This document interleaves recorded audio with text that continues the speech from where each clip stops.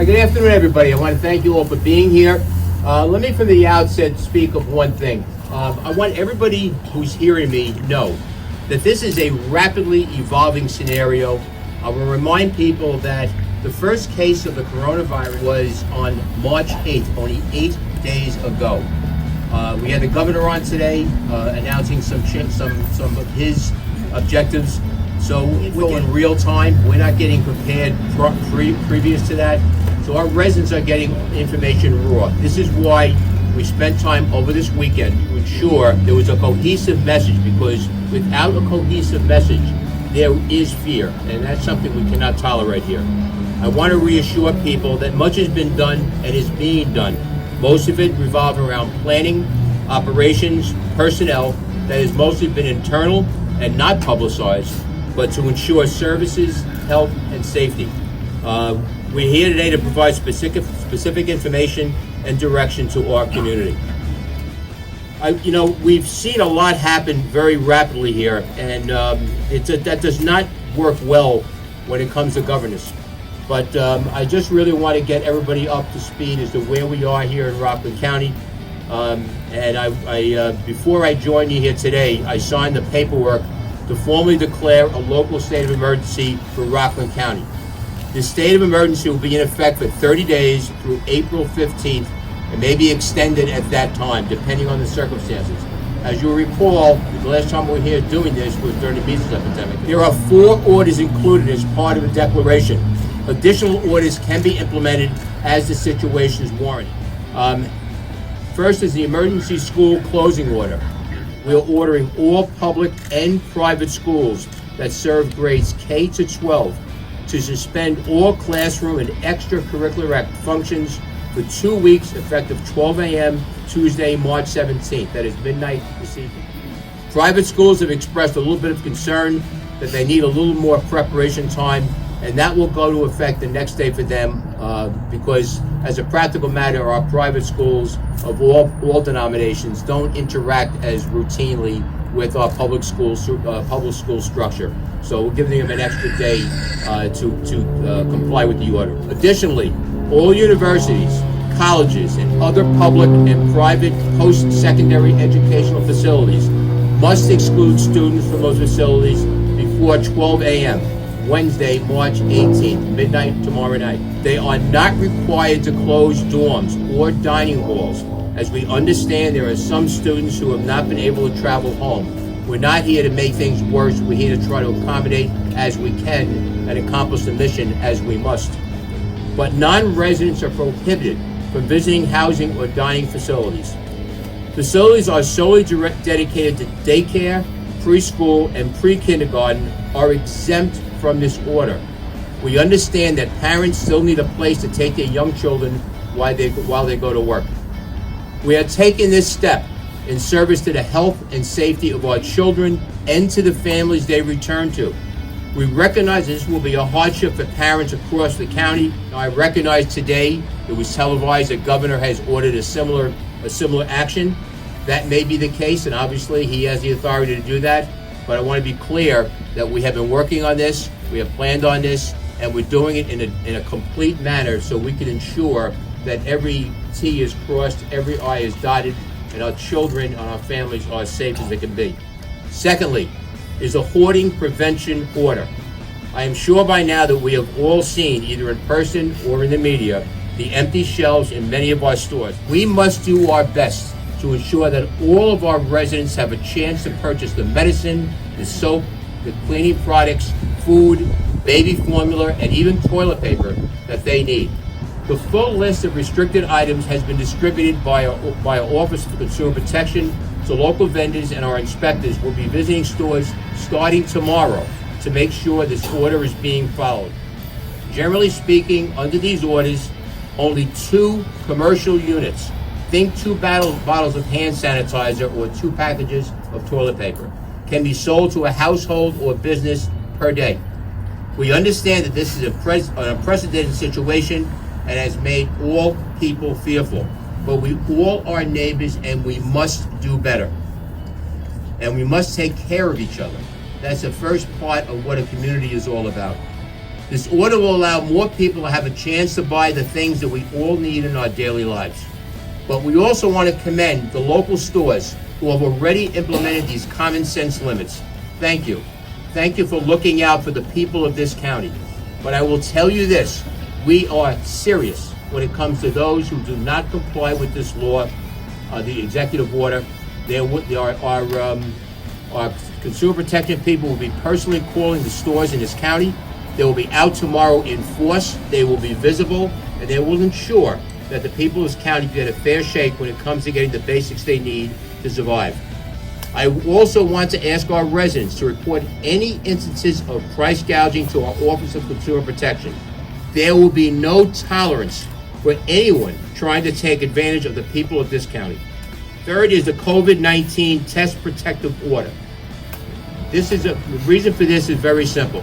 We have heard cases, thankfully not here locally yet, of people who have complained of symptoms of COVID-19, visited their doctor or another location to be tested, and then failed to heed the recommendations of the medical professionals to remain quarantined home until the test results have been received. This order requires people who are awaiting test results to stay home and avoid interaction with the public until their test results are returned. That is what they're supposed to do, at which time they will receive further instructions from their physicians or the public health authorities. Violation of these orders is considered a Class B misdemeanor, and anyone found guilty of that level of crime in New York faces maximum penalties of up to 3 months in jail or 1 year probation. In addition, a fine of up to $500 or double the amount of the defendant's gain from the commission of crime may be imposed. In addition to the B misdemeanor charges, and maybe more significantly, we're utilizing the same authority we used during the measles outbreak. Violators of Order Number 1 and Order Number 3 would also face fines from our Commissioner of Health of $2,000 per day per violation. As we said during the first measles state of emergency, nearly a year ago, the goal here is not to fine or imprison anyone. We are only interested in getting compliance to protect the health and safety of all of our residents. Lastly, fourth order, the Buffet and Salad Protection Order. This order will limit buffets and salad bars to pre-packaging their food for sale in order to limit the potential for the spread of disease. Again, this is one of those more minor items that many people have seen and wonder what can be done. The actions today that we're taking are very specific. We are asking everyone to think long and hard about where they go and what they do over the next couple of weeks. This is the information we've received from the federal government, Dr. Fauci, that the next 2 weeks may be critical. We must act to prevent the further spread of this disease. Right now, I would like to introduce one who led us through one crisis before and is in the midst of doing it a second time now, our Health Commissioner, Dr. Patricia Rupert. Dr. Rupert? Thank you, Mr. Day. Good afternoon. I am here today not to alarm anyone, but to inform all of you of what our community must do in the coming days to navigate through this situation with COVID-19. I have been advising all residents for the last week to practice social distancing, which means remaining out of congregate settings, avoiding mass gatherings, and maintaining distance of approximately 6 feet from others when at all possible. Today, I'm going a step further and asking residents to consider staying home as much as you can. We are seeing community spread of this disease, which means that you should prepare for possible exposure wherever you are. The surest way to prevent this and any disease is to avoid contact with it. I'm asking that residents who are able to work from home to please do so. Please do everything you can to minimize your contact with others. And for those who must go to work outside the home, you must very seriously follow the precautions that we've heard so much about. Wash your hands frequently. Avoid touching your eyes, your nose, and your mouth with unwashed hands. Avoid shaking hands. Routinely clean and disinfect frequently touched objects and surfaces. And I cannot stress this enough. If you are sick, stay home. For a quick update on our current cases, I will tell you that Rockland County now has a total of 18 positive cases of coronavirus COVID-19. Our Department of Health is working to track these cases, and we will make you aware of any public exposures as we go forward. There are not any additional public exposures as of early this morning, though again, this is an evolving situation, and we'll update you this afternoon if there are. But as I said earlier, it's now possible that you could all be exposed to COVID-19 anywhere in our county. It's more important than ever that we as neighbors look out for those who are more at risk of getting very sick from COVID-19. And that includes older adults in your life, people with chronic medical conditions like heart disease, like diabetes, like lung disease. Please be a good neighbor and check in on them during this very trying time. So again, information, accurate information is imperative. We will contact you and let you know as we have further information. Thank you. I'll turn things back over to Mr. Day. Thank you, Dr. Rupert. To be very, very clear, we are disrupting lives for one purpose and one purpose only. We are aimed at one goal. We are attempting to slow down the spread of this virus to avoid overburdening our healthcare system. Right now, we're seeing a wave. Cases are increasing, and not only because more testing is being done, but because the disease is spreading. The only effective way to prevent further transmission of disease is for all of us to do as Dr. Rupert said, and stay home as much as possible. Additionally, we're making requests to our local businesses. To be clear, these are not orders, they are voluntary measures. We are asking our local stores to allow older residents and those who have underlying health conditions to shop during the first hour when they're open each day. This will allow those who are most at risk a chance to get the items they need without the fear of having to stand in a long line. And I ask the cooperation of all the community of Rockland in that endeavor. I'm also announcing today a partial activation of our Emergency Operations Center. We are doing everything we can do to curb the spread of this disease and will continue to do so. As we begin to grasp the full fiscal magnitude of effects of this outbreak, I am immediately imposing austerity measures upon Rockland County government. As we have done since I've taken office, this government will not spend money it does not have. We will be curtailing all discretionary purchases and may implement further measures as they become necessary. It is clear and obvious that our economy is taking a hit because of COVID-19. It will be reckless for us not to take action to prepare for potential downturns in revenue that helps to provide services to the people of this county. However, know this, Rockland County government remains open for business and essential services will continue to be delivered, and our approach is systematic, organized, and intentional. We have evaluated our workspaces and are adjusting to meet the social distancing objectives. That said, some services that require face-to-face contact may be modified, in some cases curtailed. Please keep an eye on our website for changes to the in-person services now being offered.